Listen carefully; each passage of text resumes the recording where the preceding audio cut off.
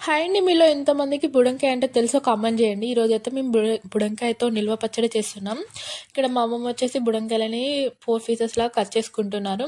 తర్వాత వచ్చేసి జీలకర్ర మెంతుల పొడి అనేది మంచిగా వేయించుకొని పక్కకు పెట్టుకున్నారు. ఫస్టే పోపు పెట్టుకుంటున్నాం. ఎందుకంటే పోపు అనేది చల్లారుతుందనమాట. పోపులో ఇంకా జీలకర్ర, వట్టిమిరపకాయలు, ఇంకా కల్లేమాకు, కొన్ని వెల్లుల్లి వేసుకుంటున్నారు. వేసుకొని మంచిగా ఫ్రై చేసుకున్నారు. బాగా ఫ్రై అవ్వాలండి. పోపులో కొంచెం సాల్ట్ వేసుకుంటున్నారు. ఈ పోపు అనేది బాగా ఫ్రై చేసుకొని పక్కకు పెట్టుకోవాలి. తర్వాత ఇంకా వక్కలకి వచ్చేసి ఒక గ్లాస్తో అందరితో చేస్తున్నారనమాట. ఆ ఉప్పు కారం మంచిగా వక్కలకి పట్టిస్తున్నారు.